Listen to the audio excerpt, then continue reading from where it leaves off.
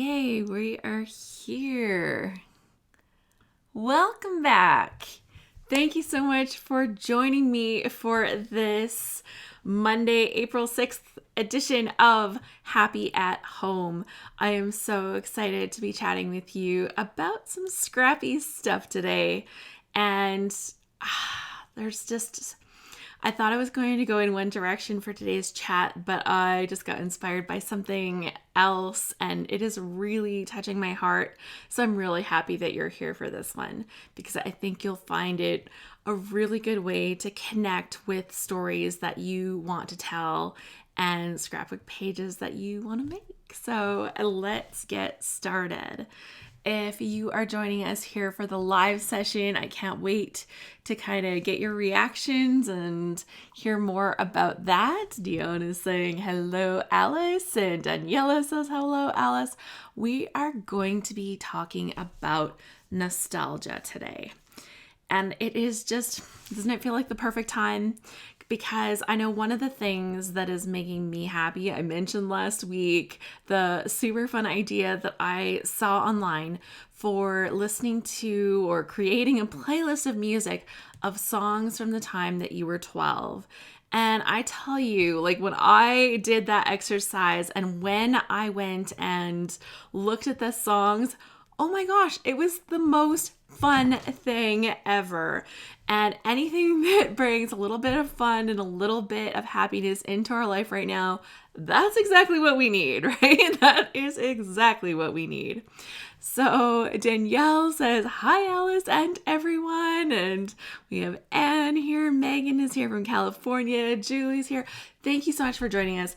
And if you're catching the replay, please know that I'm so excited that you're spending the time here with me. And this is a good one.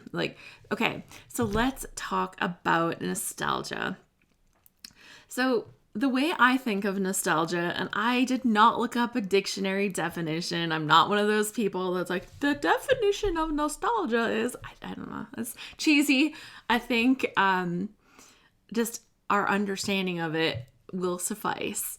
For me, the feeling of nostalgia is that feeling that you get when you look at something and it gives you those feelings. Like it's a positive feeling, but it's underlying with like this layer of sadness, regret, loss. Like there's something to nostalgia. It's not just all happy, right? Like it's showing that you've moved on from something in the remembering of it.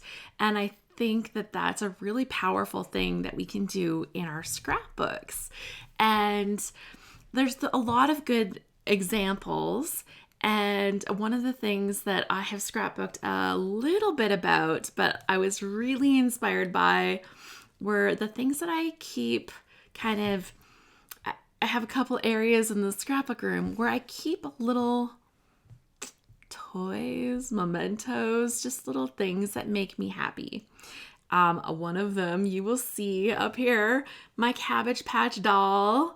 I also have my Ernie and Bert. Ernie's like really tiny because they didn't have the big one, so I ended up with a teeny tiny little Ernie. But they all are attached to really strong memories. Wistful remembering, says Dion. That's perfect. Thank you. I'm so glad you said that. That is so perfect. And I think that the pages that we make about these kind of things are super powerful. They're pages that when I make them and I do a good job on them, I am so happy to have told those stories. So that's what I think we need to talk about. I'm going to start with a layout that I made, and I'm going to bring this up right here. Oh, of course, all the color. It's not even going to change because that's not a good color. Here, let's fix this camera. Come on. Come on, camera. The color nightmare, right? Dion says, I have a Cabbage Patch doll too. Okay, so here we go. This one is not my Cabbage Patch doll. This is a big doll that I had from the time I was really little, because yes, that is me way back when. And this doll, she's quite tall. She was taller than me when I had her in the beginning. And she's never really had a permanent name. She never kept a permanent name. She was just my doll. And I still have her. So the page that I've created here, I actually was able to pull a few nostalgic ideas together on the page. So you can see that the paper that I chose actually has little paper doll dresses. You can see like the little tabs like a paper doll dress. Anybody play with paper dolls? I did. I love them so much. So you can see I'm already starting with this of the idea of pulling those together. Danielle says, my mom still has my Cabbage Patch dolls stored away somewhere. She refuses to get rid of them. Oh my gosh. I consider that like a wonderful thing. I consider that a totally wonderful thing. So I have this picture from the time that I'm very little and I'm giving my dolly a kiss. If you can't tell, that's totally a kiss. But even in the picture, there are really fun things. Like, look at the color of this carpet. Like, it was reddish orangey, like, wow, it was out there. And then the old couch, and I can still remember the texture. Was it like a tweedy kind of couch or something? I don't even know. And then in the background here, I think those are 8 tracks piled up. Like it looks like 8 tracks. So even within this picture itself, there are extra memories attached, right? Things that take us back to our childhood. Libby says, my old Ginny doll is in the attic. I never had girls to play with it.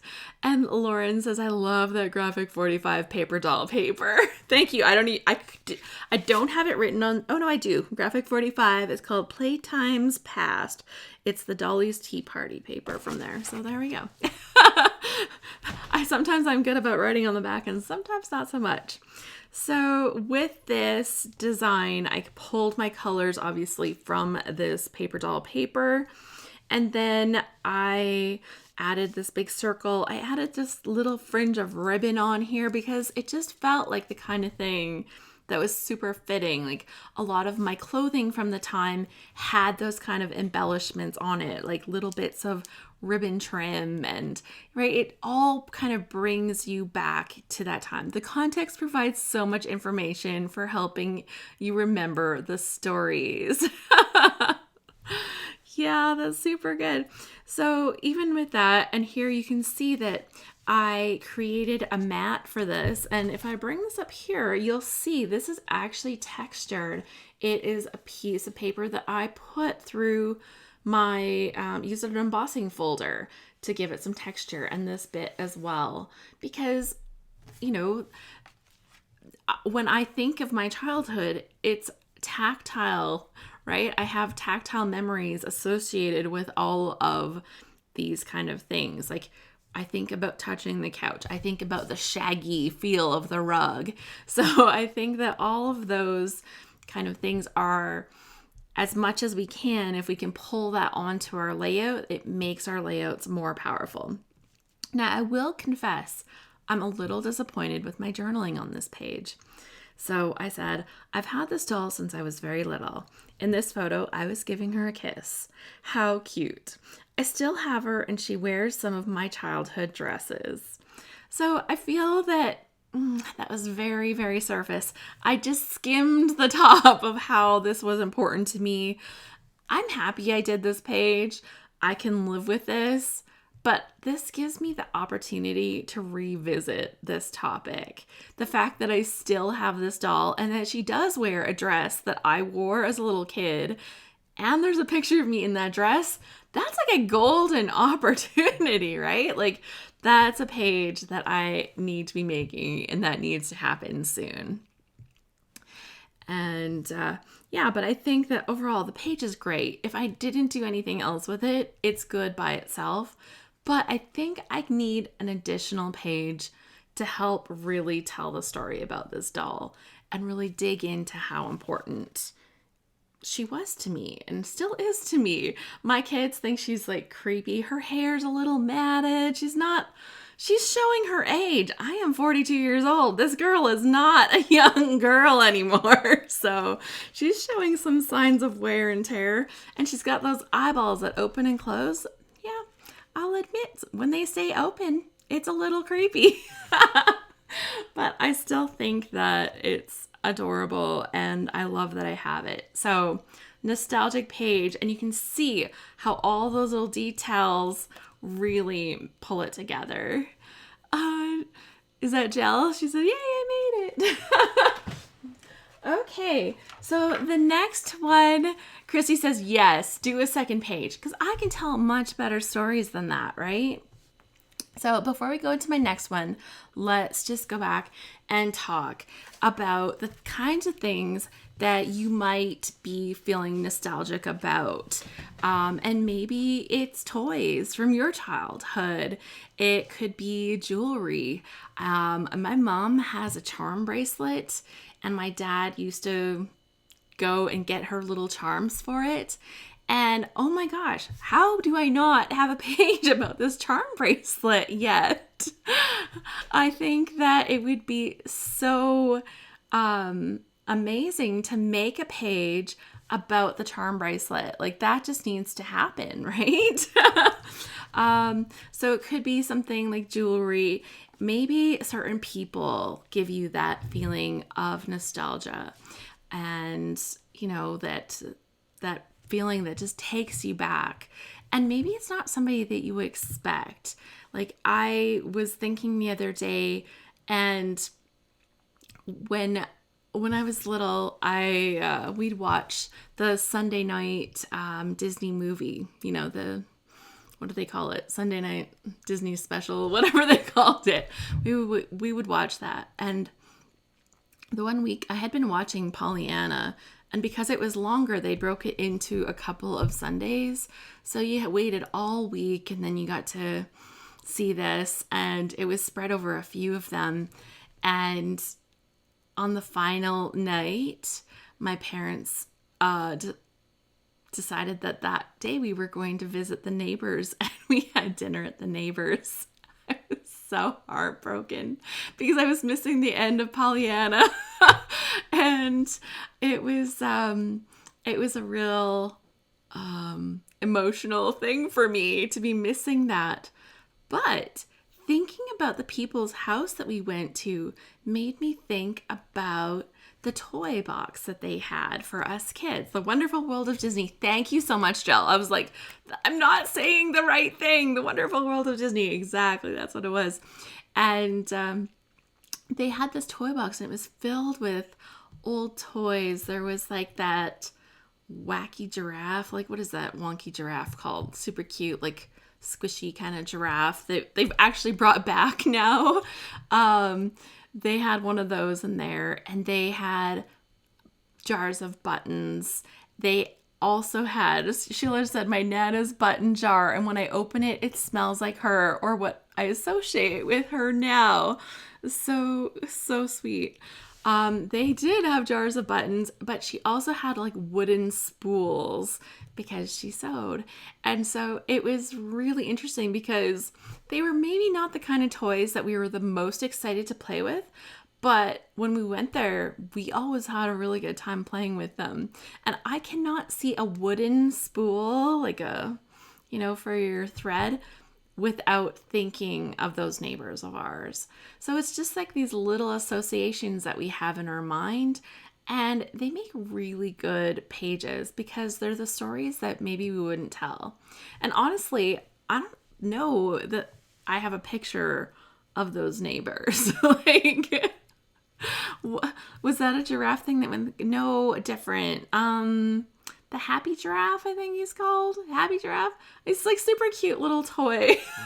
But anyways, there was one of those in there. Just all of the funny things that we remember from our childhood. So like I said, it could be people, it could be places, maybe it's an activity or game. I have really strong memories of playing board games with my brothers, and I've made a page or two along the way, but I really think I could dig into that and find some good stories, a lot more, to kind of really pull those memories out. And how fun is that? Actually, we had a really good time just before all of this social isolation had started, I was over at my brother's and we had played a board game. Oh my gosh. Yeah, Gumby had a horse. He was kind of, one of them was green. Was the horse green or was he green? I don't even remember. But anyways, activities, games, meals. Right now, I don't know about you, but I've been going into that bucket of family recipes, right? I made my aunt's banana muffins and I made my mom's cucumber salad, and just connecting with these family recipes. And right now, is that more important than ever? This weekend we have Easter coming up. We're not going to get to be together with family the way that we would like to be. So having that connection over those meals, over those recipes, over those kind of family connections, that's going to be even more important than ever right now. And Jill says, I'm so busy making my 5 grandkids scrapbooks, I've never even done one for me. What? That's crazy. You need to make stuff about your stories. Their stuff is great, but your stuff, only you can tell that. You need to do that. Sheila says, Pokey was the horse, right? My brother loved Gumby. Yes, that sounds totally right. Sophie the giraffe. Thank you. Thank you. I'm like, somebody knows this. Thank you, Megan. Sophie the giraffe. Yes, they had a Sophie the giraffe at the house that we would visit. So then sometimes you get to the point where you're like looking and you're like, what if I don't have photos of these pages that I want to make and the stories that I want to tell? But sometimes you've got something that's a little better than you might know. So here is a page that I made about my Barbie doll house. And I've looked through my mom and dad's photos.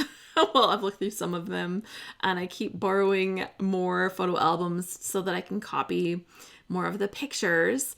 But this is a page that I made, and these were the only pictures that I could find with my Barbie doll house. So this is my youngest brother, Russell. He was a little sweetie. And this is my amazing Barbie doll house. And it had real wallpaper, and it had real carpet, and it had real little curtains, and it had a velvet couch and chair, and it had a little macrame plant hanging in the corner of the kitchen. It had real shingles on the roof.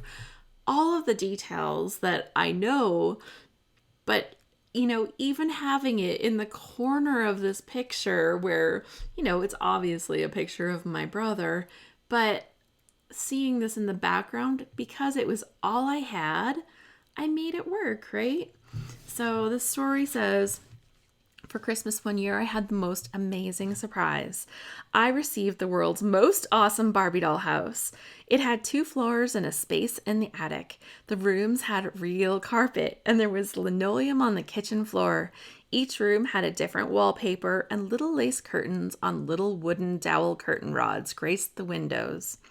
There was velvet covered furniture in the living room and a wooden table with benches for the kitchen. There was even a macrame hanging plant in the corner of the kitchen. See, I still notice the same details. That's hilarious. On the roof, there were real shingles. I loved my Christmas gift so much. Many Barbies had exciting and glamorous adventures in that house. My mom tells me she custom ordered the house at least 6 months before Christmas from a local craftsman. I never saw another like it until my uncle used mine as a guide to build a replica for my cousin Courtney. My mom sold my Barbie doll house at a garage sale when I was a teenager. I was devastated and heartbroken. I vowed that she would regret it when I had my own daughters. It's a good thing I had 2 boys, right, Mom? P.S. The little cutie playing with my Barbie house is my little brother Russell. I took the photos. Let's just say that He-Man and, of course, Ken were frequent visitors to my awesome doll house, too. So I really love the way I told this story. As you could hear from my explanation before, those were all of the things that were really important to me about telling the story about my Barbie doll house. They were the things that I loved the most about it. And I think that by creating this page, it really allowed me to capture the story of this. Even if I never find a better picture, I preserve the memory of this Barbie doll house so well. And I'm super proud of that one. I just think it was really well done. Christy said, I should look online and find an image of my Barbie house. There are no real photos, but what a fun story. Yeah, definitely. You need to do that. Please do that. And so sometimes you don't have great photos. If you have a photo, consider that lucky, right? But what if you don't have a photo? Maybe you have the thing and it's a 3D thing and, a photo, you could still take a photo of it, right? Like I have that Cabbage Patch over there and I can take a photo of the Cabbage Patch and tell more stories about her. In fact, I had my husband do that once. I was away and I wanted to scrapbook about her. So he took her out and put her on the lawn and he put like a teacup by her or something. It was the cutest thing that he did for me, seriously. But you can always take photos and you can even photograph something. So maybe it's something that moves or changes or would be hard to capture from one side. You can take a video, you take a picture, and then attach that video to the page, right? So that you still have that. Maybe you just have a memory of it, but can you find an image online? Like Christy said, look online. Daniela says, I still have a dollhouse. The ground floor is my mother's dollhouse with 2 rooms. My dad built a roof with a large room. I have old furniture for the dollhouse as well from my mother and grandmother. Oh, that is so sweet. Sheila says, our Barbie spent a lot of time with G.I. Joe. My brother wasn't really big into G.I. Joe, but he was big into He-Man. So Barbie and He-Man, they were dating. You betcha. So yeah, the super fun things. But maybe if you only have the memory of that thing, can you find an image online? I'll show you an example of something that I did in my next page. And if you don't have, and you can't find a graphic or something, you start thinking out of the box. Maybe you have an embellishment. Like, look at this fabulous embellishment that I can use to tell about my Ernie and Bert.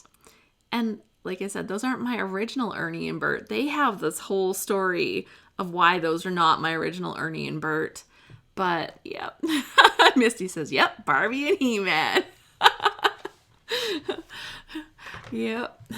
That was the thing. He-Man had many parties over at Barbie's house. So, yeah, just finding different things. Like, you don't have to have a photo. That's the other thing. You don't have to have a photo in order to tell a nostalgic story. Like, you saw that paper doll paper. That wasn't even paper. Like, it wasn't about a paper doll. It was about a doll. And I used it anyways because it made me think of childhood. So maybe it's a story about some toy you had and you find paper that has toys on it.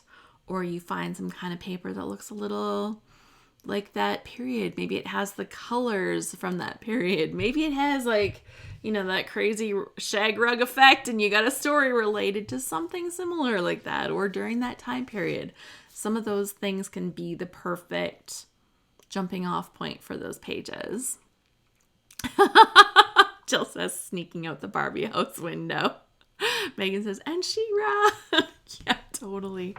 Oh, I had my She-Ra shirt on recently, actually. And I got 2 pictures online and did a layout about me and my brother playing Barbies and Ken and Ken's camper. See, that's so perfect. That's so perfect. So no matter what your nostalgic area is, there is a way to tell that story and to scrapbook that story. And so I'm going to share this last layout here today. And this one is about me actually getting my Barbie. Not my Barbie.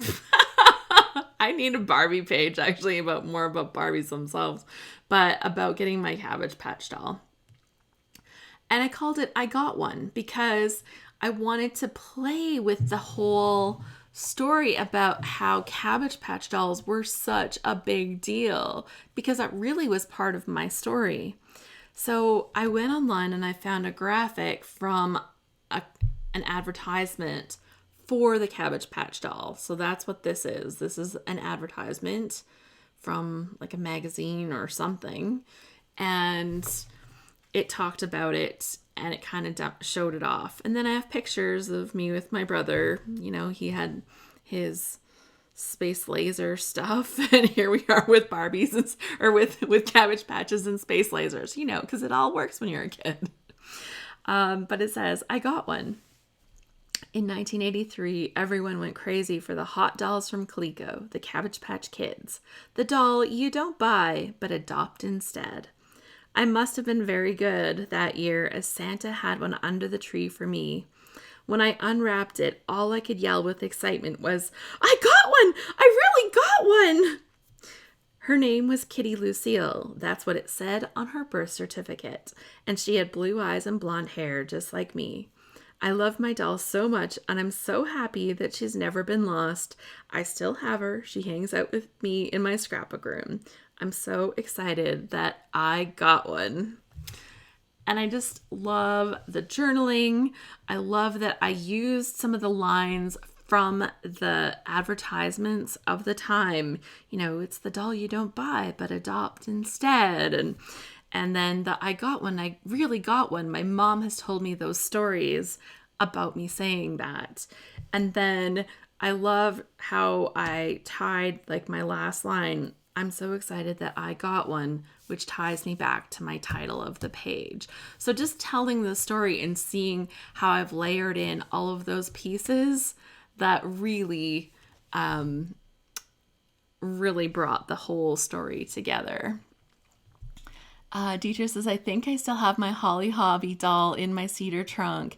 Haven't thought about that in years. And Jill says, oh my goodness, I don't even want to remember the hoops I jumped through getting my daughter her first Cabbage Patch doll. I can only imagine. My mom actually worked in the store, and I think that's how she ended up getting this one for me. I think that was how that I ended up with the one for Christmas. But my gosh, and I still love this doll. So, my message for today is just to inspire you to look at something nostalgic. As we look at the things, as we connect with these stories from our past, or these pieces from our past, maybe it's music from your past, maybe it's recipes from your past, use a little bit of that nostalgia to create a layout that tells a good story from your past, or maybe that ties right back into your present. And you'll notice in that one, I said I keep her in my scrapbook room, and she's not usually here. She's usually over on the other corner, but it ties it into the value that I still have in that doll. So I think that is good. I'm so excited that, I think that this is such a fun thing to do. And I think that by telling these stories right now, it's going to feel really good. And so hopefully you will take that torch and say, yes, Alice, I am going to go and create a nostalgic page. And if you do, if you share it on Instagram, please tag me at Alice Boll. If you want to come and find me on Facebook, you can find me at ScrapHappy. That there's like a biz page there, and if you share it to me there, that would be super fun. Comment on something, leave it as a comment on a post. I will post pictures of these layouts there so that there will be a spot. You can like leave a comment, share your pages, do your stuff. I'd love to see it. And hopefully this is going to make your scrapbooking just a little bit more fun and make you a little bit happier at home. So excited to spend this time with you. I will be back tomorrow with some more stuff. Remember, this week we are going to be talking, I'm going to be creating a scene layout using my stamps from 3 Room Studio. So I'm really excited to do that this week. Jill says, it was a crazy time for us girl mamas. And Anne says, I stood in line at Toys R Us to get a Cabbage Patch doll with red hair for my daughter. That is so perfect. And Jill said, nostalgia tonight is I'm making Nanny's stuffed bell peppers tonight for dinner. How perfect. And Libby says, I need to get Ginny from the attic and take some photos. Dad made her cupboard and Mom made her clothes.